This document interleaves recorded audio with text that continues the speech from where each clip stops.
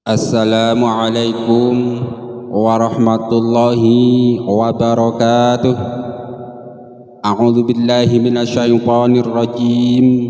Bismillahirrahmanirrahim. Alhamdulillahi rabbil alamin. Allahumma salli wa sallim ala sayyidina Muhammad wa ala ali sayyidina Muhammad. Qala Rasulullah sallallahu alaihi wasallam, nadharallahu mar'an sami'a minna haditsan fahafidhahu hatta yuballighahu ghairahu.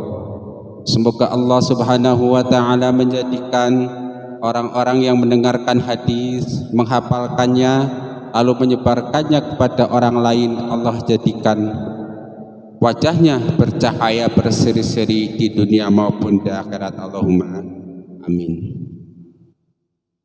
Dan Allah semoga menjadikan orang-orang yang mau menonton video ini, mau like lalu mensubscribe channel ini, Allah jadikan sebagai keluarga besar orang-orang ahli hadis, orang-orang yang mencintai hadis, sehingga nanti akan dikumpulkan dengan Rasulullah sallallahu alaihi wasallam bersama di dalam surga. Allahumma amin. Amma ba'du. Kaum muslimin rahimakumullah, mari kita sama-sama melanjutkan belajar membaca kitab Jami'us Shaghir karangan Imam Suyuti, kitab zikir dan doa, kumpulan zikir dan doa Imam Suyuti, babnya bab keutamaan zikir. Hadisnya hadis nomor 1967.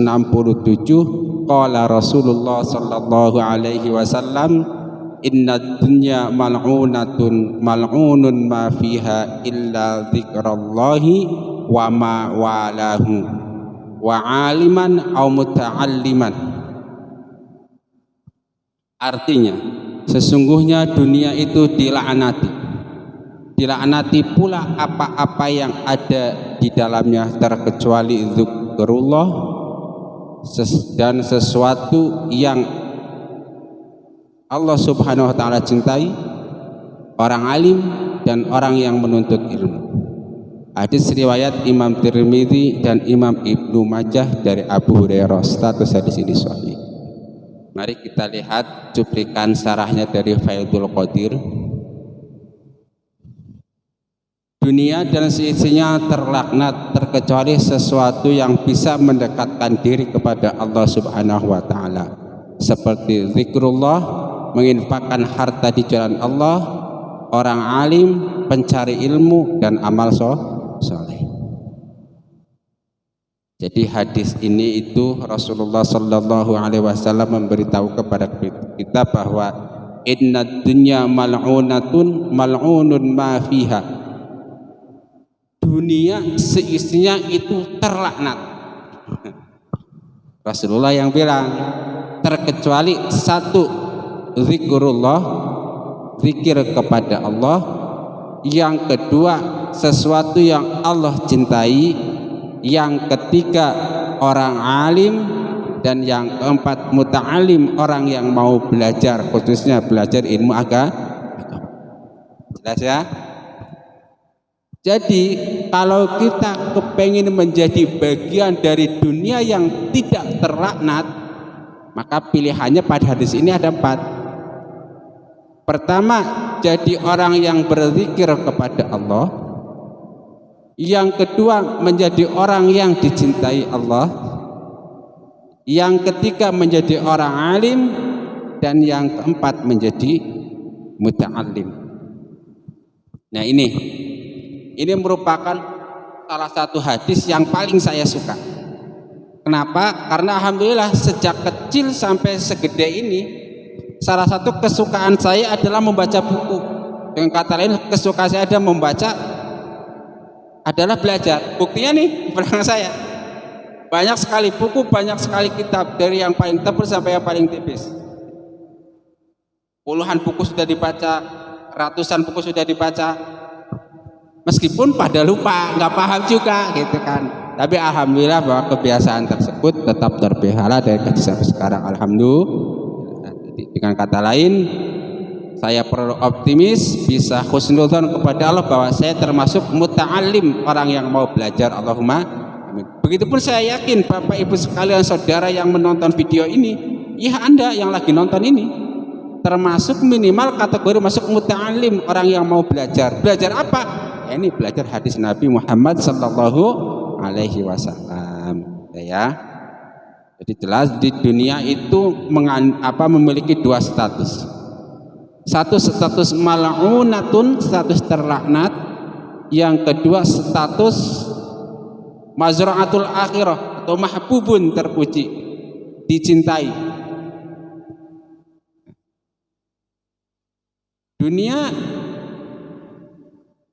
Dunia seperti apa? Dunia yang dicintai. Status dunia seperti apa yang mazra'atul akhirah? Dunia sebagai tempat bercocok tanam di akhirat itu apa? Pertama, zikrullah, zikir kepada Allah. Jadi apa saja yang membuat seseorang ingat kepada Allah, dia itu terpuji. Tidak termasuk bagian dunia yang terlaknat. Contoh, seseorang boleh punya rumah satu, boleh punya rumah 2, 3, 4, 10 atau berpuluh-puluh, enggak jadi masalah kalau rumah tersebut membuat dia makin ingat kepada Allah, makin dekat kepada Allah. Artinya apa? Artinya status dunia yang berada di tangan kita statusnya adalah mazra'atul akhirah. Tetapi hati-hati, status tersebut juga nanti bisa berubah menjadi status mal'unatun, yang dilaknati, terlaknat. Nah, kalau harta yang kita pegang statusnya mal'unatun, nah nanti efeknya pada kita. Jadi yaitu tadi, itu rumah atau punya kendaraan, punya istri, punya anak, punya ilmu sekalipun bisa membuat kita jadi mal'unatun. Artinya apa? Apapun yang ada di dunia ini pada hakikat, pada akhirnya bisa membuat kita menjadi salah satu dari dua status. Status mal'unun atau status mazra'atul akhirah. Mahbubun, yang dicintai, gitu.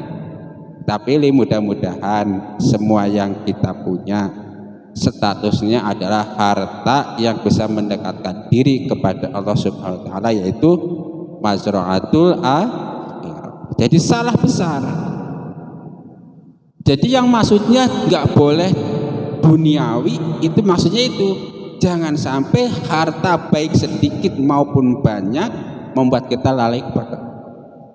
Kita nggak bisa berpikiran bahwa orang-orang yang kaya raya hartanya banyak adalah orang-orang yang duniawi, orang-orang yang terbujuk. Nggak bisa. Siapa tahu justru dengan hartanya itu mereka bisa berinfak, mereka bisa berzakat, bisa menolong orang yang miskin, bisa membangun negara, membangun daerah dan lain-lain. Sebaliknya jangan Anda menyangka bahwa orang-orang yang miskin justru terpuji. Enggak.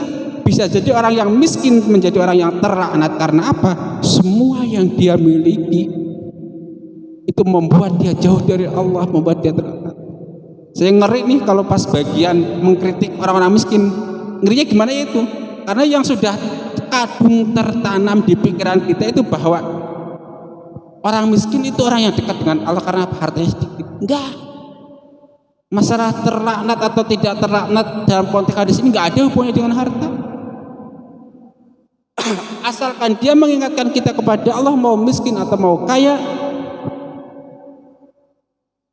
bisa menjadi mazra'atul akhirah. Begitupun sebaliknya, mau kaya ataupun mau miskin, kalau dia membuat kita lalai, lupa dari Allah, dia bisa mal'unat. Jadi yaitu saya bercanda kadang begini. Nah itu kalau sedang berzakat, zakat itu kan sering diartikan membersihkan harta. Nah pikiran kita selama ini yang wajib zakat adalah orang-orang kaya, betul. Orang miskin memang nggak wajib zakat. Tapi kalau kita makna zakat yang lebih luas itu membersihkan harta, pertanyaannya adalah yang punya harta itu orang kaya saja atau orang miskin juga punya harta? Loh, kalau begitu mendingan jadi orang kaya, sudahlah hartanya banyak, bersih juga karena apa? Dizakati. Nah orang miskin sudah hartanya sedikit nggak dizakati, kotor, ya kan? Dalam artian begini, bahwa meskipun kita miskin tetap hartanya harus dibersihkan. Walaupun sedikit, bisa punya uang 10.000 ya udahlah, sedekah 1.000 atau sedekah 500 atau paribasa sedekah 100 perak. Untuk apa? Tujuannya membersihkan harta yang dia punya, yang si miskin itu punya, meskipun nggak wajib mungkin atau bahkan nggak sunnah atau bahkan hukumnya makruh, tapi kalau tujuannya membersihkan harta, insya Allah baik. Berlatih sejak kita miskin untuk membersihkan harta kita. Punya uang 100.000, bersihkan dengan menginfakkan 1.000 rupiah misalnya. Punya uang 1 juta, bersihkan dengan cara menginfakkan 10.000 rupiah misalnya, terus seperti itu. Sehingga apa? Sehingga harta yang orang miskin punya menjadi bersih, menjadi barokah, menjadi tidak mal'unatun.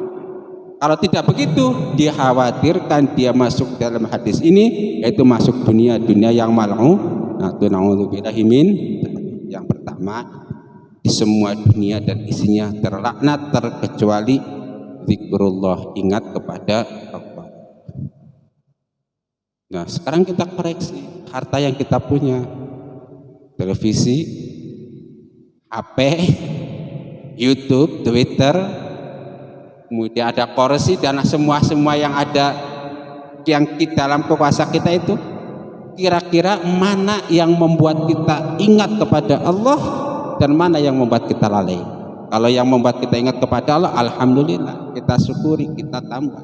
Yang membuat kita lalai, perbaiki sedikit demi sedikit. Supaya apa? Supaya harta-harta kita mengingatkan kita kepada Allah. Misalnya, jangan sampai kita punya motor 1, 2, 3, tidak pernah sekalipun selama punya motor dibawa kepada kebaikan. Untuk hal-hal yang mubah saja, untuk hal-hal maksiat saja, nggak pernah tuh sekalipun dibawa ke pengajian. Kasihan tuh motor, nggak pernah diajak ngaji. Kasihan tuh motor, nggak pernah diajak ke masjid, diajaknya ke tontonan misalnya yang maksiat, yang makruh, diajaknya kepada riba.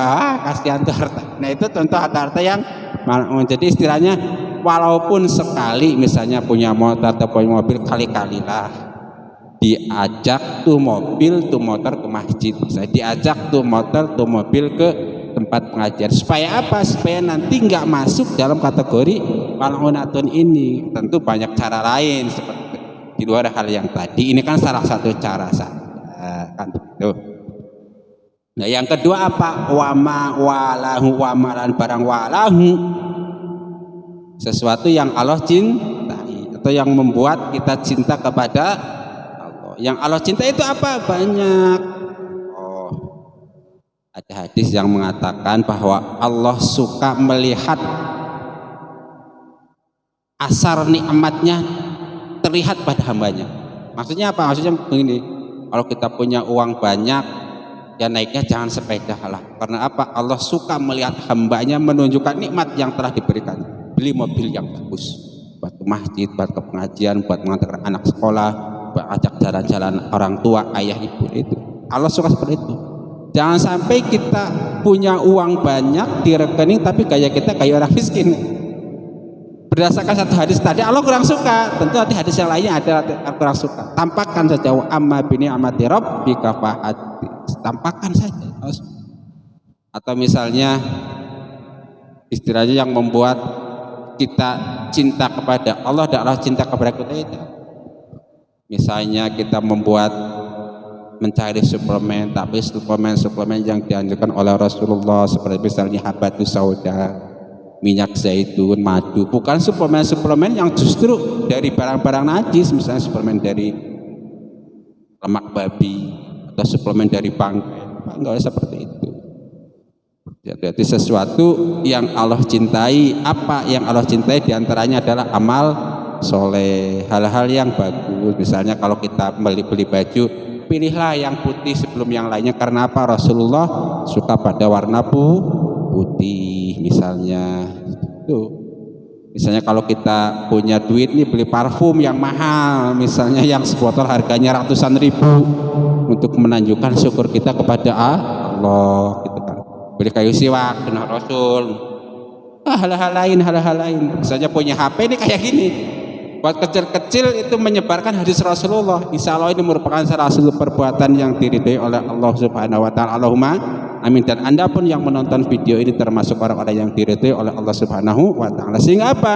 Sehingga HP yang kita punya bukan termasuk dari bagian dunia yang terlaknat, tetapi bagian dari dunia yang mazra'atul akhirah. Allahumma amin. Tapi kalau punya HP nggak pernah sekalipun digunakan untuk membuat konten atau untuk melihat konten yang positif, lah itu jangan-jangan HP yang kita punya merupakan bagian dari dunia yang mal'unatu naudzubillahi min. Yang ketiga, wa'aliman, orang alim. Nah, orang alim atau orang yang berilmu ini kan bagian dari dunia itu sendiri. Orang itu kan ada orang bodoh, ada orang alim. Nah, orang alim menurut hadis dipastikan orang yang alim itu adalah orang yang tidak terang. Loh kok bisa? Oh iya, dia menjadi alim salah satunya adalah karena menjalankan perintah Rasulullah, menjalankan perintah Allah untuk menuntut agama-agama Islam. Apalagi kalau dia bisa mengamalkan ilmunya seluruhnya dengan baik dan benar. Dengan menyandang status alim saja pun insya Allah dia termasuk orang-orang yang barokah, bahwa ilmunya bisa membuat mazra'atul akhirah. Oh iya, kan begini, orang jadi orang alim itu kan tidak ujuk-ujuk jadi, dia berproses dari mulai kecil sudah masuk madrasah diniyah, mulai besar sekolah sanawiyah, besar lagi pesantren, ngaji kitab fikih, ngaji kitab hadis terus. Nah, proses ini dia kan itu menjadi prosesnya menjadi orang alim itu kan dari satu kebaikan kepada kebaikan lainnya.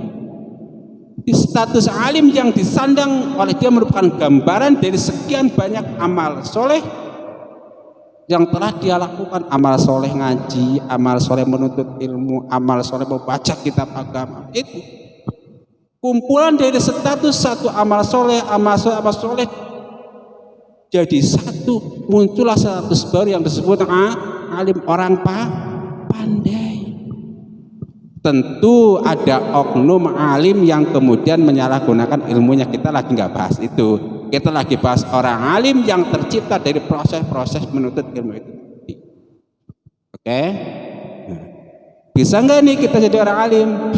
Kalau kita jadi zikrullah, insya Allah bisa, karena zikrullah seperti yang kita sama-sama kita ringan, cuma dengan la ilaha illallah ya ingat kepada, dengan punya harta mentasarufkan di jalan yang diri Allah, sudah membuat Allah cinta. Sama kalimat yang paling dicintai oleh Allah bisa adalah subhanallahi walhamdulillahi wa la ilaha illallah wallahu akbar. Udah, kita jadi yang dicintai. Tapi menjadi orang alim, nah ini dia susah. Karena untuk menjadi orang alim itu banyak faktor. Misalnya satu, faktor genetiknya nih, bahan bakunya ini, otak kita, hati kita ini otak pandai atau otak bodoh, kan begitu.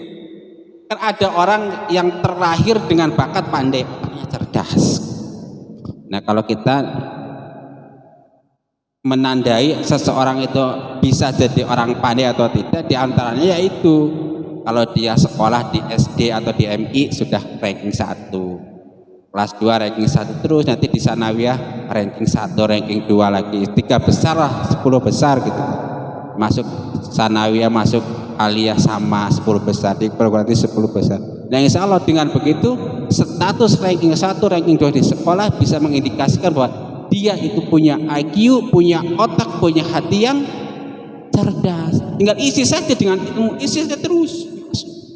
Isi dengan ilmu hadis, isi dengan ilmu Al-Quran, ilmu fikih, terus sehingga otaknya penuh dengan ilmu. Pada akhirnya kita menjadi orang yang alim. Allahumma. Tetapi kalau yang dari kecil dia memang otaknya otak bodoh nih, mohon maaf, otak goblok gitu kan, susah. Sekolah di SD ranking terakhir, naik ke SMP sama ranking terakhir, SRK jauh. Kalau secara ikhtiar, secara syariat jauh, dia akan menjadi orang alim. Ya udah, nggak usah milih jalan menjadi orang alim, di jalan yang muta'alim itu tadi cocoknya, ya kan? Tapi meskipun demikian, Allah wenang menjadikan orang yang paling bodoh menjadi orang yang paling alim. Begitupun menjadikan orang yang kelihatannya bisa menjadi orang paling alim menjadi orang yang paling bodoh. Semuanya atas kudrat iradat Allah Subhanahu wa ta'ala. Tapi saat ini kan kita lagi ngomongin makom ikhtiar nih, ya, makom kelihatannya kan begitu. Hakikatnya hanya Allah yang wa'aliman. Maka dari itu saya sarankan nih kepada semua santri, kepada semua orang yang ketika sekolahnya, ketika di pesantrennya pernah menjadi 3 besar, pernah menjadi 10 besar, cobalah tempuh menjadi jalan orang alim. Caranya gimana? Berguru kepada orang alim juga, jangan berguru kepada orang yang bodoh, nanti kita jadi suudzon saja. Ya, bagaimana tidak suudzon? Orang gurunya lebih bodoh daripada muridnya. Kalau muridnya itu selalu husnudzon, bagus. Oh, ini Pak Guru mungkin lupa. Oh, ini Pak gimana? Jadi kalau suudzon ya itu susah. Ya, ingat ya. Coba dibuka lagi rapot Anda, rapot SD, rapot SMP, rapot SMA di perguruan tinggi, pernah jadi 3 besar atau tidak? Kalau pernah jadi 3 besar, bismillah, mulai tempuh jalan menjadi orang Caranya gimana? Ya bisa lihat kajian YouTube. Ya udah subscribe channel saya aja, setiap ada hadis baru baca, tonton, hafal. Ada tafsir baru, lihat, tonton, hafal. Insya Allah jadi orang alim. Allahumma amin. Ya sama-sama belajar lah, kan begitu. Aliman muta'aliman gitu. Nah, tetapi selain dari potensinya itu bakat jadi orang alim atau tidak, ada lagi. Ada yang orangnya bakat alim, mudah hafal, mudah paham, tetapi cepat lupa. Ada kayak gitu. Misalnya orang tua terkadang itu, dulu waktu kita kecil ngapalin nih, saya 2 ayat 1 bait hafal, udah langsung nih ada di hati kita, ketika ditanya langsung terjadi tahu. Tapi setelah tua kayak gini, ngapalkan ayat 2 ayat, sekarang hafal nih, hati keluar rumah lupa lagi, nggak apa-apa. Yang penting kalau syukur-syukur kita punya derajat aliman, kalaupun nggak punya derajat aliman, di bawah itu orang muta'aliman, keduanya sama-sama baik mau jadi orang alim maupun jadi muta'alim, insya Allah sama-samanya baik, sama keduanya merupakan bagian dari masyaratul akhirah, menjadi orang yang terpuji. Nah, yang keempat, semua dunia itu terlaknat terkecuali satu, zikrullah. Yang kedua, sesuatu yang dicintai Allah. Yang keempat, orang alim. Yang kelima, muta'alim, itu orang yang mau belajar ilmu Allah. Nah, ini mungkin definisi belajar itu sangat rumit lah, banyak definisi. Setiap ulama, setiap orang pandai punya definisi sendiri. Tapi coba bagi kita nih orang-orang tua yang sudah terlanjur mukim di rumah, sudah terlanjur tidak kuliah, sudah terlanjur tidak sekolah, sudah terlanjur tidak jadi santri, maka sederhanakan saja definisi menjadi muta'alim, orang belajar. Setiap daerah kan biasanya setiap minggu itu ada pengajian rutin. Ada yang rutinannya pengajiannya di malam Jumat, ikuti. Ada yang di malam Sabtu, ikuti. Ada yang di malam Minggu, ikuti. Minimal seminggu sekali. Insya Allah dengan ngaji di lingkungan sendiri minimal seminggu sekali, kita masuk menjadi kelompok muta'alim, orang-orang yang mau belajar. Allahumma amin. Ya, tetap misalnya nih, minggu pertama ngaji, minggu kedua ngaji, minggu ketiga ngaji, minggu keempat ngaji terus. Nah, ketika ditarik benang merah dari mulai umur 40 tahun misalnya sampai 70 tahun, ngaji terus ternyata dia, ya kan? Ya kalau dia kejauhan datang ngaji terus, dia tarik benang merah dulu. Benang merahnya orang ini adalah muta'alim, orang ini adalah ahli pengaji. Allahumma amin. Tentu kalau bisa lebih dari itu lebih bagus lagi, kan begitu. Nah, kita lanjutkan. Atau misalnya kita bikin sederhana lagi. Wah, nggak sempet nih ngaji seminggu sekali, terlalu sibuk. Nggak sempet ke madrasah, nggak sempet ke masjid untuk sama-sama orang lain. Itu di zaman digital itu solusinya kayak gini. Anda bisa menonton konten-konten yang bermanfaat seperti konten hadis ini. Kemudian niatkan, saya niat thalabul ilmi, insya Allah pun menjadi wasilah kita menjadi kelompok muta'alim. Nah, kalau kelompok yang keempat ini muta'alim, semua orang insya Allah bisa menjadi muta'alim, semua orang bisa menjadi orang yang tidak dilaknati dengan status muta'alim. Loh, kamu terlaknat nih? Oh enggak, saya enggak terlaknat. Apa buktinya? Saya suka ngaji. Di mana ngajinya? Di YouTube. YouTube mana? YouTube channel Badruddin Muhsin. Amin ya. Karena kita begitu. Loh, kamu orang terlaknat? Oh enggak. Buktinya apa? Buktinya saya ngaji. Di mana ngajinya? Di masjid. Kapan? Itu setiap malam Sabtu. Misalnya kapan? Setiap malam Jumat. Allahumma, sesederhana itu supaya kita masuk dalam kelompok orang-orang yang muta'alim, orang-orang yang mau belajar. Jangan sampai dalam hidup kita enggak punya acara rutin ke pengajian, jangan sampai. Kalau bisa seminggu sekali, nggak bisa seminggu sekali, sebulan sekali, nggak bisa sebulan sekali, setahun sekali, nggak bisa setahun sekali, mati aja. Ya orang Islam setahun sekali nggak bisa ngaji gimana sih? Ini bercanda saja. Nah, kalau nggak bisa begitu, kita bisa memanfaatkan HP kita untuk ngaji. Ustadz percaya yang ahli sunnah wal jamaah banyaklah yang viral.